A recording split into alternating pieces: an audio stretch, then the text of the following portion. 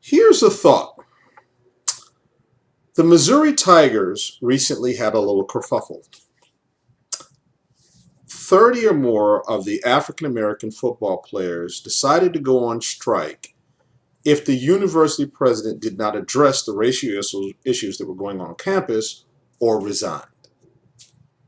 They made their announcement, and about several days later, he did, in fact, resign. I imagine that the alumni and the boosters and the college thought that the money they get from the TV endowments they play, even though they're a losing school, was not worth losing if the players didn't play.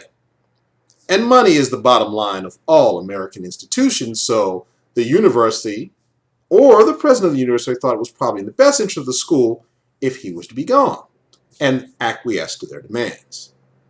Now, the interesting thing about the Missouri Tigers is they did not have a winning record. And if you were to ask the casual football fan to name one of the players on the team that wasn't family, they'd probably be hard-pressed to do it. Now, they're in the S.E.C, which is arguably one of the best conferences in college football, but they were definitely bottom tier. Yet, just 30, I understand, it was 30 football players. Some of the other players got their backs, some of them didn't. The coach, however, he rode with them, and they were able to accomplish what they wanted to get done. Now imagine if all college football players decided to go on strike because they don't get paid. Now, if they were to go on strike, the universities could counter with, if you don't play, we'll throw you out of school. So perhaps they don't officially go on strike.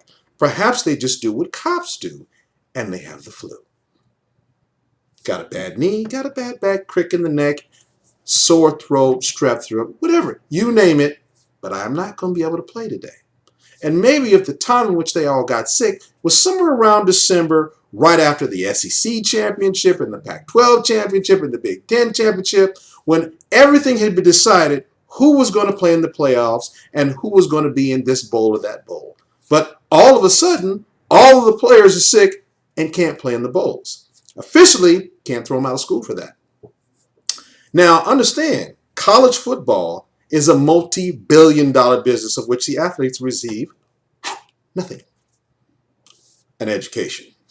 Yes, because that's primary on a football player's mind. For some, I mean, if you're Notre Dame, maybe. Northwestern, could be. Texas, who knows? Not making any statements, just pondering the ideas. But that's how it goes. If the players don't play, nobody makes any money. Nobody makes any money, what do we have? It's just a thought. Now, people rarely ever listen to warnings, but they do heed examples. Missouri has already given you an example. What you have to be is convicted.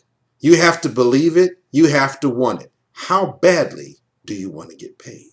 What are you willing to sacrifice? We know you're willing to sacrifice your body on the field for no money. What are you willing to sacrifice for some money? It's just a thought. Who knows what will happen? Take care.